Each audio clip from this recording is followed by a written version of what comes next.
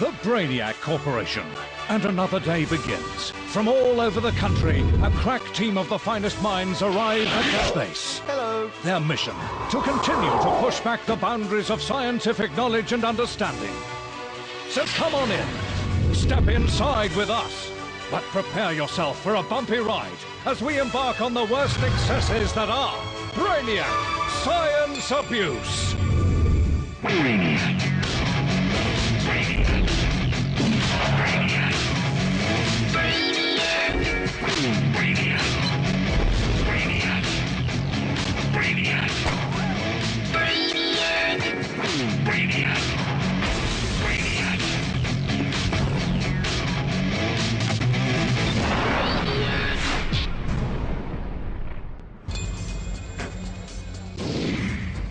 Welcome to Brainiac, the show that does for science what a milkmaid does for others. The big science tonight, the world's strongest bat. The itchiest thing to put down someone's back. Kate Lawler gets electrocuted. And another caravan meets its maker. But first...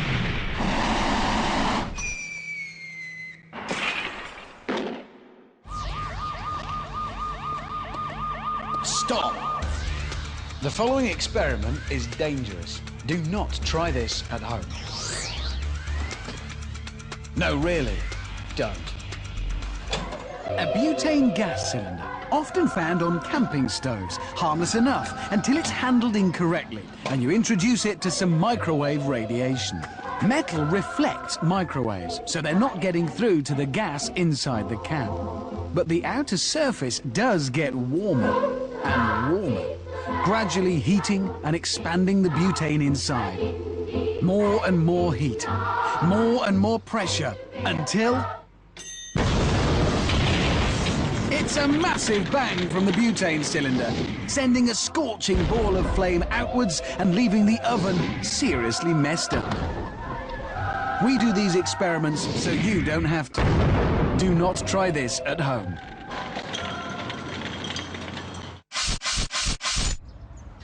Bat and ball. As a combo, they work pretty well. Ball gets thrown, ball gets hit, ball goes a long way. It's a scientific fact. But what we want to know is which is the world's strongest bat? Let's take a look at the three contenders in this clash of the bats. First, the cricket bat. As English as a Sunday roast. Solid, strong and dependable. Next, the baseball bat. Its American cousin. A no-nonsense brute of a bat with a tough reputation. And the golf bat. The only metal bat in our contest. A more refined precision bat, but with an underrated destructive ability. Now, obviously, there's no point in being strong if you can't hit a barn door. So the first test for our bats is for accuracy. We have here a selection of fruit. Melons, oranges, and the grape. What we're going to do is throw each of these fruit at the different bats and find out which is the most accurate according to which bat hits the most fruit. First up, it's the cricket bat. If we're ready, pull! With its flat front, the cricket bat has an advantage when it comes to accuracy. The large surface area leaves plenty of margin for error. Even this uncoordinated Brainiac's landing plenty of good, clean strikes. The baseball bat's landing good hits as well, but its overall performance is a little less impressive. Its rounded design gives it a smaller hitting area. So while it can puree the melons and pulverize the oranges, the grapes are simply too small. Tiger Woods may hit small balls exactly where he wants. Unfortunately, our Brainiac is no Tiger Woods. In his hands, the tiny face of this golf bat would struggle to hit the fruit tree, let alone what fell out of it. So, in conclusion of our first bat test, which was, of course, for accuracy, remember, cricket bat, rock solid, reliable, dependable, maximum 3 points. Baseball looked, well, spectacular, not quite as accurate, 2 points, and finally, golf bat, hopeless, 1 point. Right, let's move on. Now, if you think about it, the bat is by definition not a delicate instrument, so we're looking for the bat with the best brute force. For this test, we have, for each bat, a box of supposedly indestructible household items. I think the most points to the bat that breaks the most items, and probably an extra point for breaking the box it came in. Right, bat-wielding Brainiacs, in you come. No more delicate fancy dance stuff. This test should really sort the men from the boys. Normally, they're a bit on the slow side, but hand any Brainiac a club-shaped object and it'll trigger a primal passion to let rip.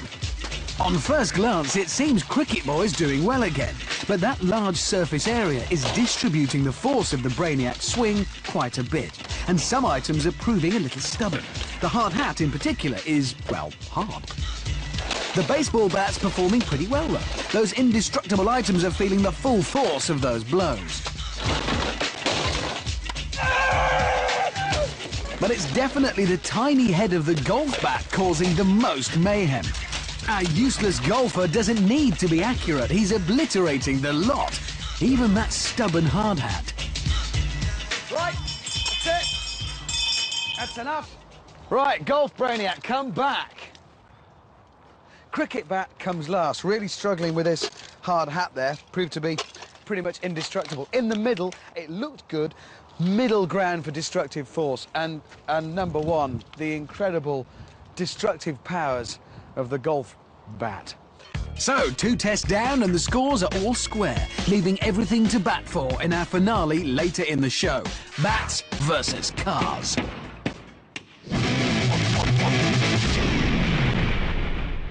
Things that make you go. Here's one for you. If your body is normally 37 degrees Celsius, how come you feel uncomfortable when it's that temperature outside? Things that make you go.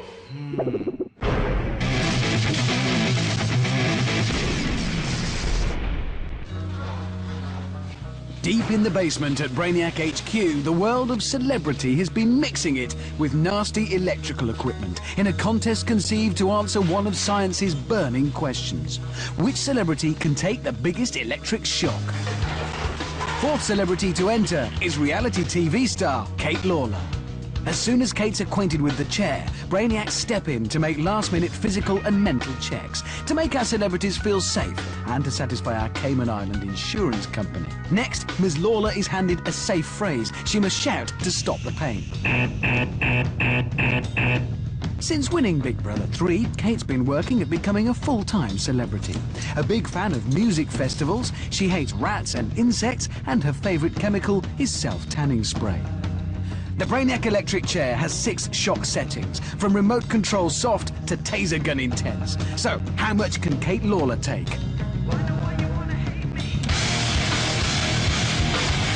Oh dear, Kate looks uncomfortable already.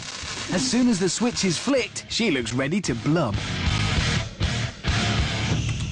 She may be a sparky character, but Kate's obviously not a keen conductor. Ow! Kate Lawler, please use the electric. That really hurt. Oh my goodness. Really hurt. Kate Lawler exits the chair at level 1. A big surprise when you think she endured 9 weeks with Jade Goody. That leaves Kate rock bottom of our league table. How embarrassing. Next time on Celebrity Electric Chair, we'll be shocking top radio DJ and all-round rock minx, Joe Wiley. Things what my body does. Hi, my name is Terry, and the thing my body does is this. Double-jointedness, or hypermobility, doesn't actually mean you've got extra joints. It's caused by the shape of your bones and stretchy ligaments. Whatever, it looks revolting. If you've got a body that does something unusual, then write to us at info@brainiac.co.uk and we'll share it with the world. All in the name of science, of course.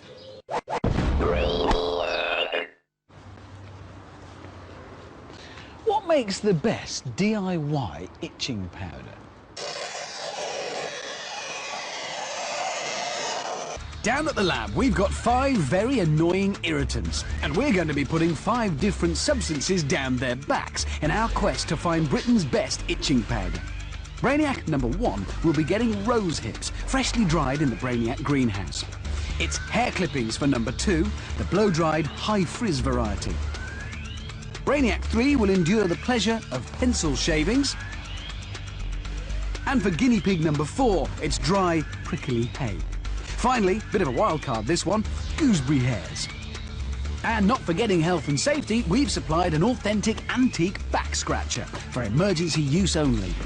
Begin not scratching. The first Brainiac to remove his boxing gloves and relieve himself will determine which irritant is the itchiest.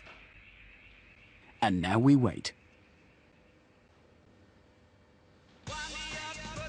It's the pencil shavings that's first to work. Well, it is the playground favourite. But now the dry hay's off, the most likely to cause allergic annoyance. Gooseberries might be soothing in a tea, but their microscopic hairs easily perforate the skin surface. Oh dear, looks like they've slipped down a bit further than his t-shirt. Dry hair clippings are rightly very itchy, like visiting the hairdressers while wearing that scratchy jumper your gran knitted. But are they a cut above the rose hips? Itching powder of choice for World War II secret agents, the tiny abrasive hairs are a ticklish torture. Wonderful! All 5 Brainiacs are clearly suffering now, but you don't necessarily need itching powder to share their pain. Simply watching someone scratch can trigger a psychosomatic response and make you feel itchy too. Satisfying as vigorous rubbing might be, Rosehip Brainiac is actually aggravating his skin receptors. Scratching sends pain signals to your brain, which overrides the itching sensation temporarily, but does nothing to remove the irritant. The dry hay sufferer could now be developing hay itch, a prickly condition suffered by dogs who sleep in dry, dusty barns. So, will our rash of scratchers have the willpower to resist the itch?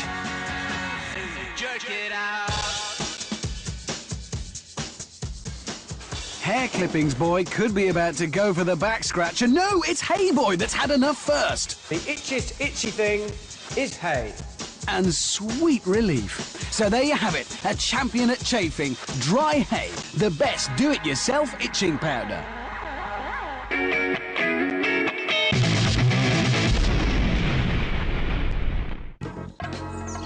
Will it glow or will it blow? The weekly chemistry conundrum as posed by Dr. John P. Kilcoyne, Principal Lecturer at the University of Sunderland. So, what chemicals does Dr. Kilcoyne have in the shed today?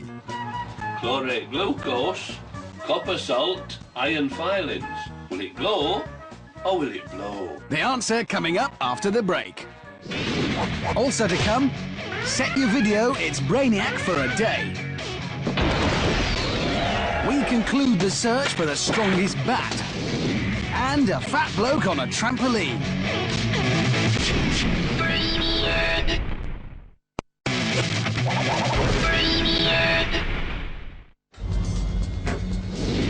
This is Brainiac, the science show that bunks off work early.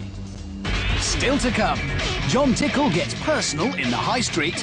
Hi. Would you like to smell my fingers? A mystery guest pushes the golden button. And can you run through wallpaper? But first...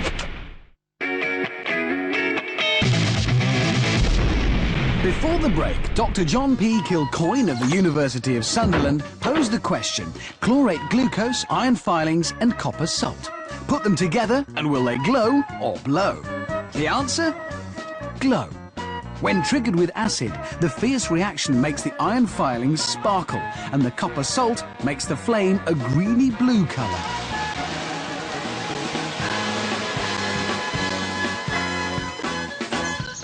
What a great glow! Nice one, Doc! So far in our search for strongest bat, cricket proved it was #1 for accuracy, but finished last in our test of strength. While golf bat was laughably inaccurate, but pretty good at smashing the unsmashable. And baseball was fairly good at both, getting 2 second places. That means all 3 bats have 4 points going into our final test, stamina. Obviously, we need something really big and strong for our batsmen to pulverise. We're going to use a car. Now, they need to have 1 each. This is a scientific test. They have to be exactly the same. There they are. 3 identical cars. Well, they're all red, anyway. With lots and lots of breakable bits, the bat that causes the most telling damage will truly deserve the title World's Strongest Bat. OK, Brainiacs, listen up. This is simple, which is why you can do it. When you hear the bell, start smashing. Here we go. Look at them go! Who'd have thought failing your driving theory test could release so much rage? I would like to point out to younger viewers that if you ever want a lift from your dad again, do not do this at home. Golf bat showing good impact power, but like most golfers, it has a handicap. It's too small and too slow, only capable of breaking little bits off at a time. Baseball is impressive from a thuggish point of view, breaking and smashing whenever it gets a good hit. Trouble is, Baseball Brainiac can't land enough good hits. It's cricket that's the surprise package. You expect it to be a bit dull, but used the right way, it creates carnage. Cricket Brainiac's showing that even if it's a bit old-fashioned, it's a bat you need to respect, just like Shane Warne's Googlies. Right, that's your lot. Stop smashing. That is it. It is over. Remember, this round was the decider. Whichever bat won here is the best. I have to say, the golf, it did well, but with its armour-piercing capabilities, it was excellent, but a bit too precise. That came third. Baseball bat, done its reputation. No harm here. Flamboyant, spectacular to watch in action, but it couldn't quite match the cricket bat. Just for the staggering damage to the car and that kind of true British grit, we can now finally pronounce the cricket bat is the world's strongest bat. However bad things get, Britain can rest easy in the knowledge that we'll always have one sporting world champion. The world's strongest bat is the cricket bat.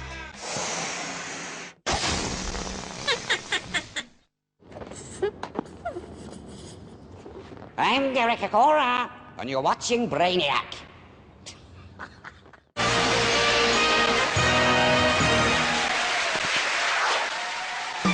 Yes, once again, it's Brainiac for a day.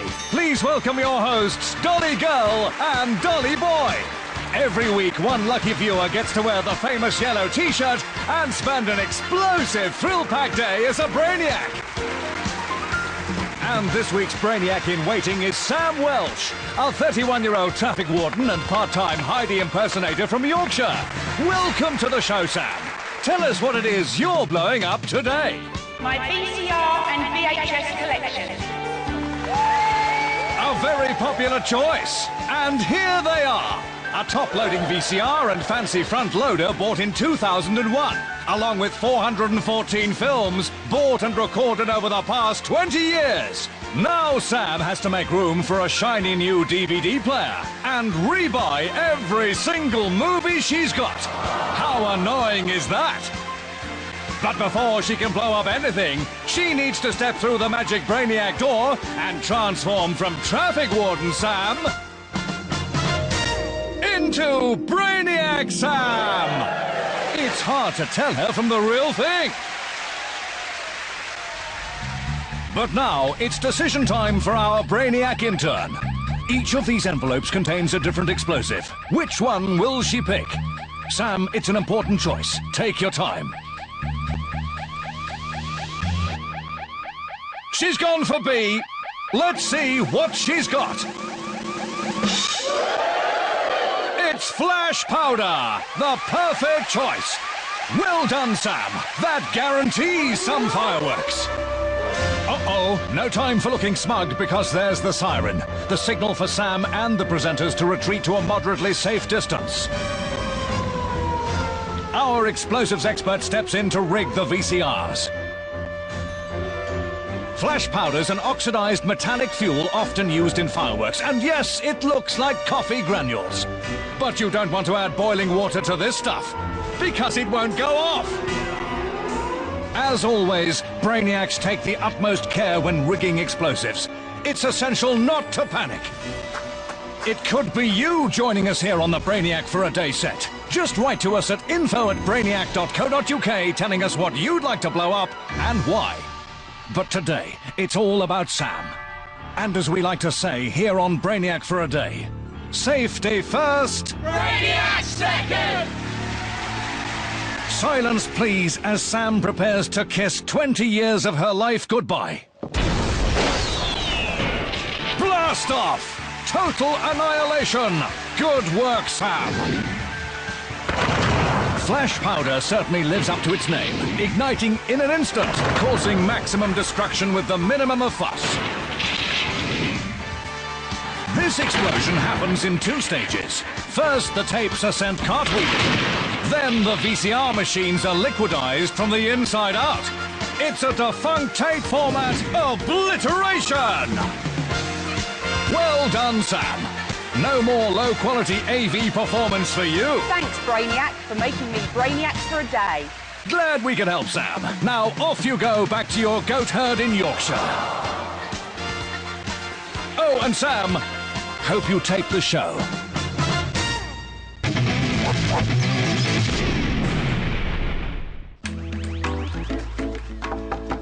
Come in. Stand over there for me. Right, Mr. Tickle. What can we do for you today? Nurse, I'm bored. Can you tell me something interesting I can do with my body? Certainly. Try this. Please put your arm right in front of you. When I drop this pen, you try and grab it. OK, seems simple enough. Oh. Let's try that again. The reaction time from seeing the pen drop to your muscles grabbing it depends on the speed of nerve impulses in your body. This can be 100 meters per second, but that's still not quick enough to beat the falling pen. How disappointing. It seems like I can't do that. Thanks anyway, nurse. That'll keep me amused for hours. Not at all. Goodbye, Mr. Tickle. Goodbye.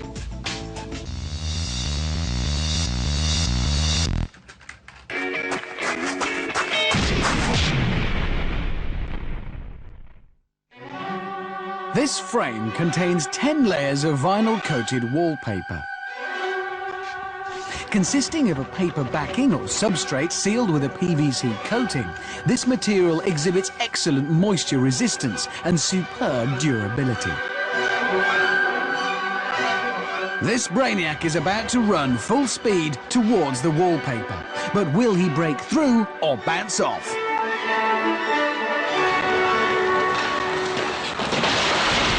It's a breakthrough! The Brainiac's momentum was just enough to rip through the multiple layers of wall covering, producing an impressive sound and ensuring he did more damage to the paper than to himself. 10 layers of wallpaper, something you can run through. I can do science, me. It's the I Can Do Science Me Open Auditions, where you get to answer your own big science questions under the ever-enthusiastic eye of Charlotte Hudson. If you've got a question, write to us at info@brainiac.co.uk, and you too can have your moment in the science spotlight. Well, they're just so slow, these people. They take forever just to even walk. Oh, OK, I've got to go. Bye. Name? Paul Brett. Number? 67. Paul Brett. I loved science at school, whatever. Ended up being a graphic designer. Whoopie-doo. Ah, here it is. Who can jump higher on a trampoline? A thin man or a fat man? Anything for a day trip, eh? Go on then, get bouncing. Paul doesn't have any fat friends. Well, any friends, really. So we've got one for him.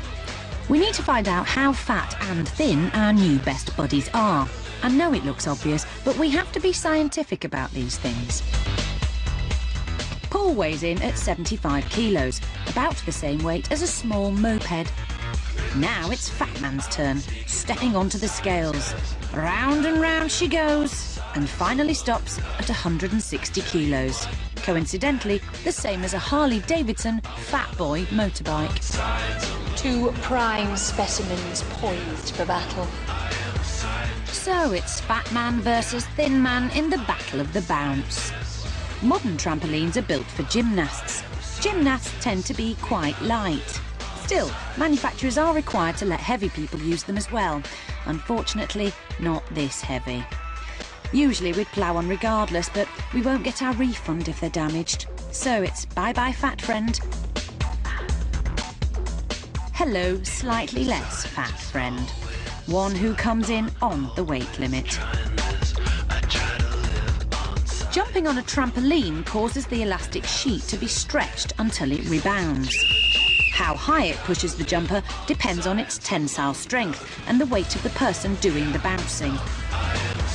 You could work it out mathematically using a 16th century Giep's formula, Hooke's law. Instead, we're using a big ruler.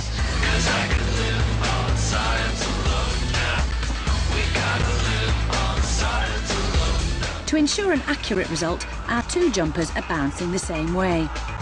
Badly. It's pretty clear Fat Man's not jumping as high as Skinny Man.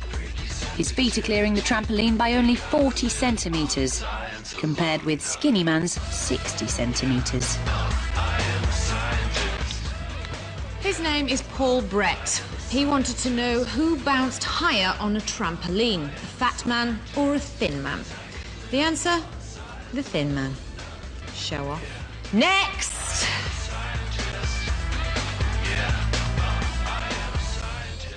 I can do science, me.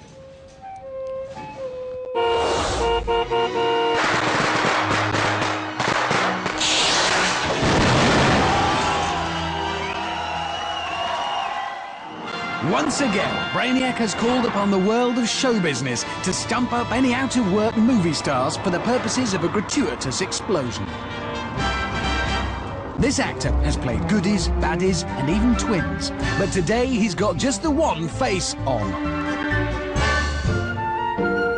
The awaiting fans won't be disappointed, but which Hollywood superstar are they about to greet? Yes, leaving Las Vegas especially for us, it's Academy Award winner Nicolas Cage. It was Cage's performance as an FBI scientist in The Rock that singled him out for the Brainiac star treatment. But Nick's no stranger to science in real life and often amuses dinner guests with an entertaining demonstration of the Bernoulli principle using a hairdryer and a ping-pong ball. As Nicholas makes his way towards the golden star that will blow up this car, an expectant hush falls over the crowd. Another explosive performance from Mr. Cage, and the fans love it. Who needs Gone in 60 Seconds when it can go in 1? If that 1994 Citroën Xantia didn't have air con, it certainly got it now. Movie stars exploding cars. Thanks, Nick. You did us proud.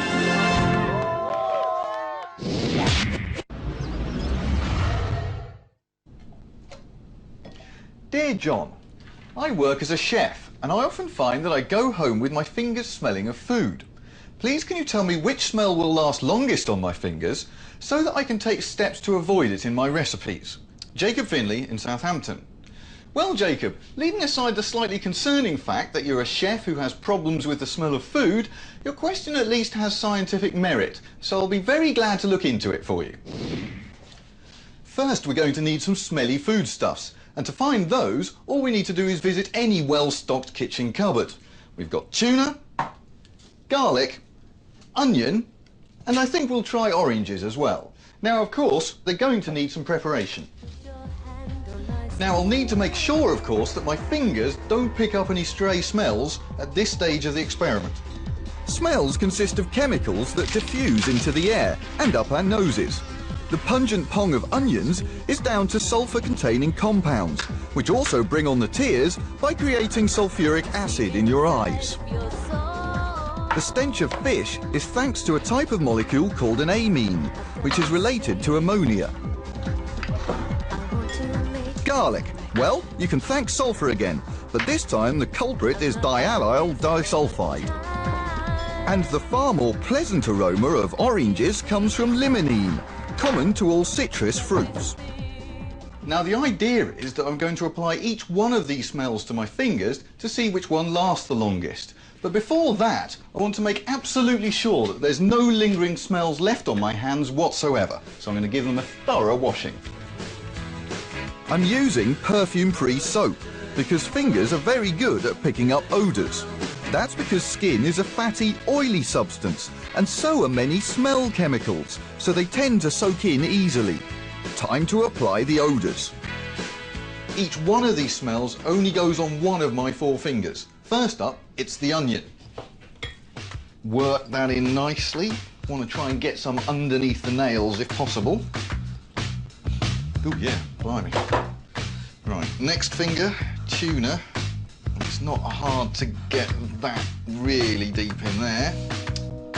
Next up we have garlic. Mash that about a bit. Oh, I can smell that a mile off. And last, we have orange. Oh, it's nice and easy to get my finger in them.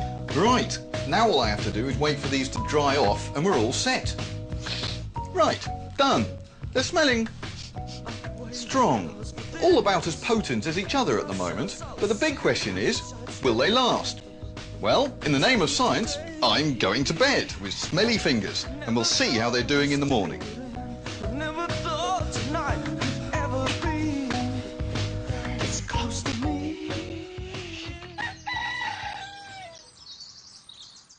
Well, good morning.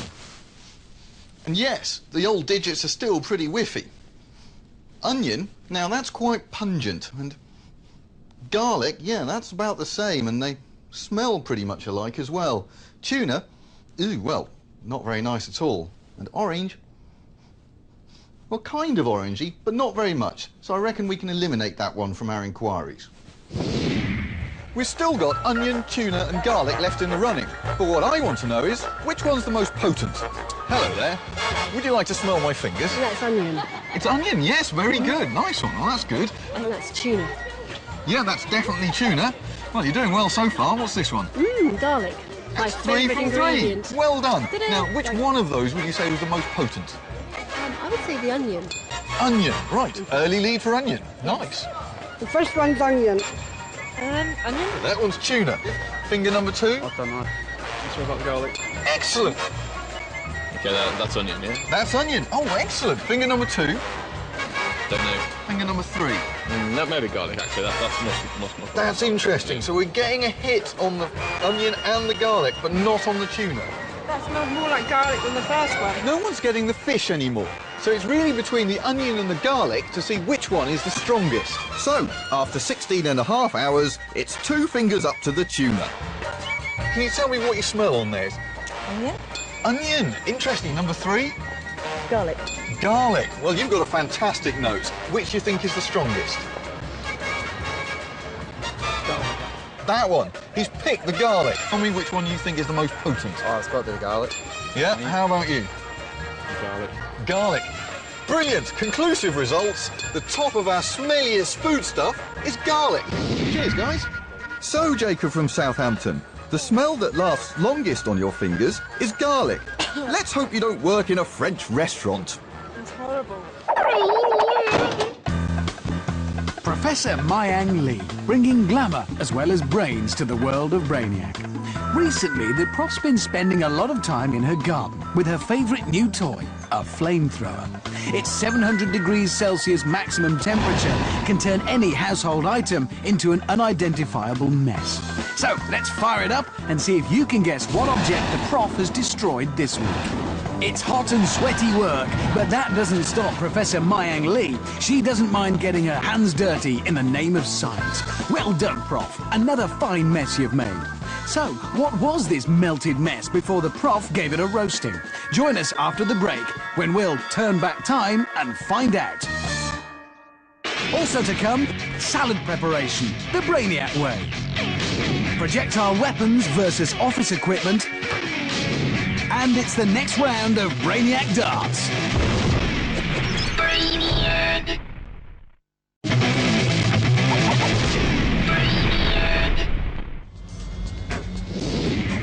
This is Brainiac, the science show that always leaves the toilet seat up. Still to come, does helium make a stereo squeaky? Desktop defense, it could save your life. And another caravan goes up in smoke. But first... Brainiac. Before the break, we saw Professor Myang Li let loose with her favourite toy. turning an everyday household item into this melted mess. But what was it before the prof gave it a good seeing to? There you have it, a battery-powered wall clock. Nice one, Prof. You're hot stuff. In the last series, we asked, in the event of civil war breaking out, which room in the house would offer the best body armour. The ideal retreat turned out to be the kitchen, with the wok providing the best protection. But what if civil war broke out while you were at the office, not at home? A clear case for further investigation. Which office item would offer the best protection from incoming projectiles? What is the best desktop defence?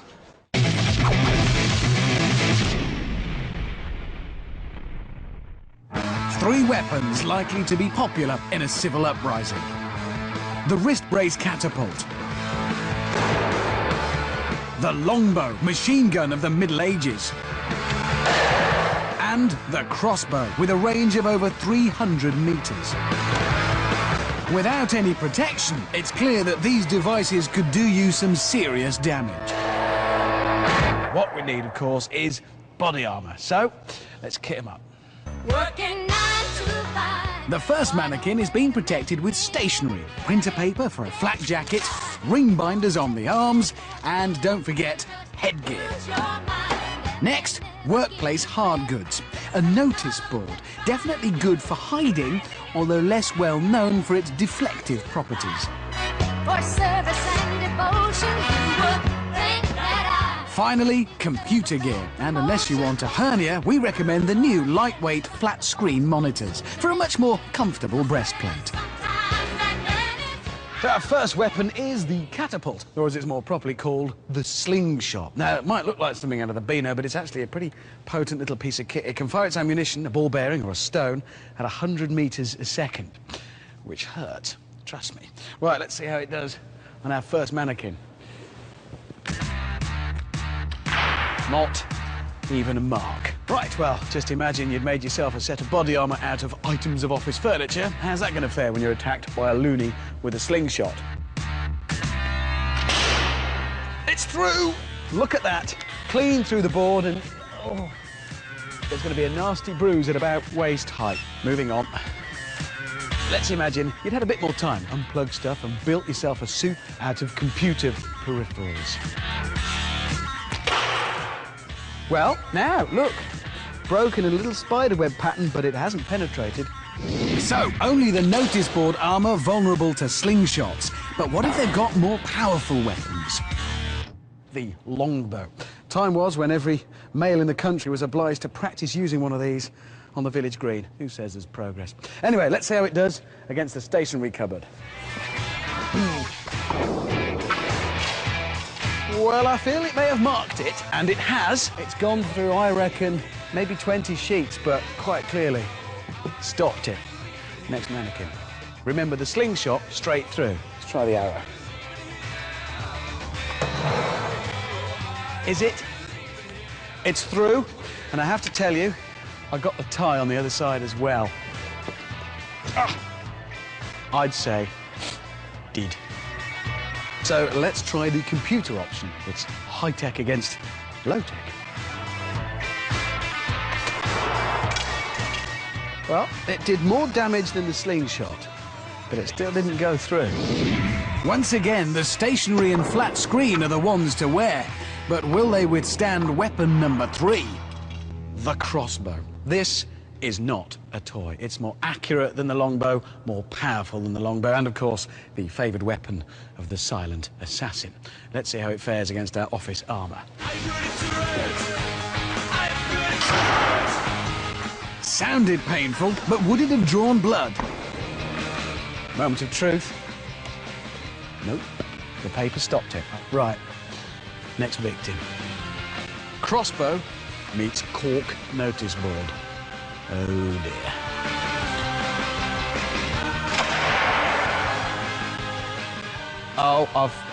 Oh, well, look. He's shown you himself. That's all we need to see. Next! The computer option so far has stopped the slingshot, has stopped the arrow from the longbow. What will it do with a crossbow bolt? Let's find out.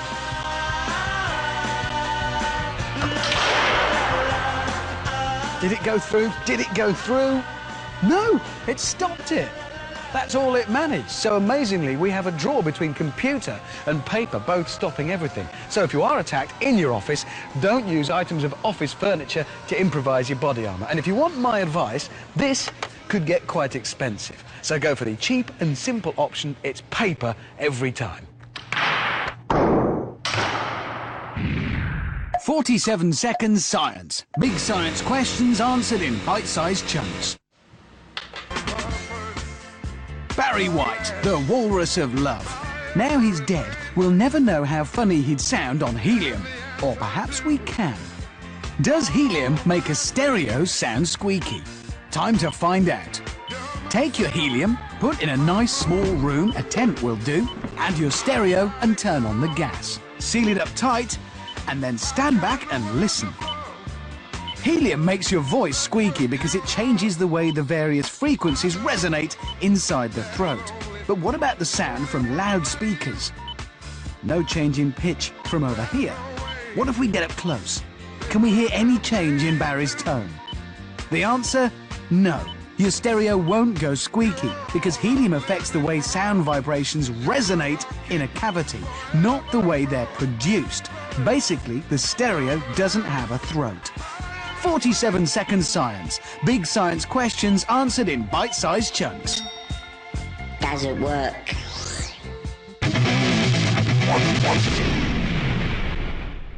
Things that make you go. Here's one for you. If there was an earthquake on Mars, would it be called a Marsquake? Things that make you go.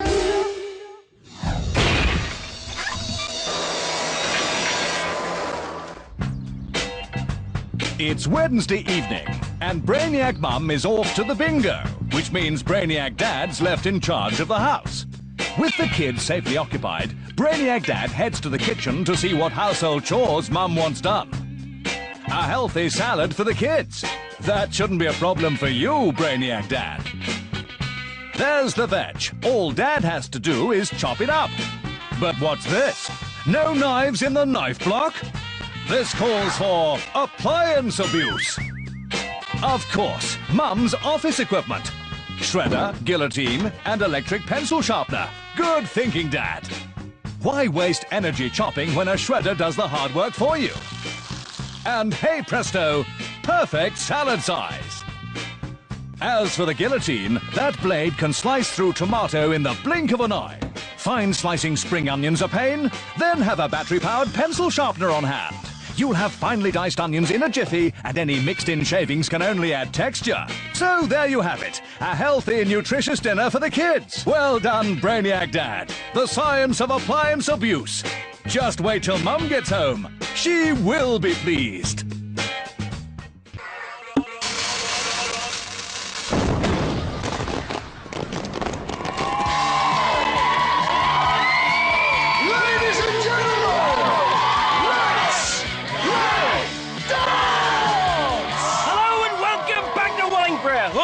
Brainiac Darts!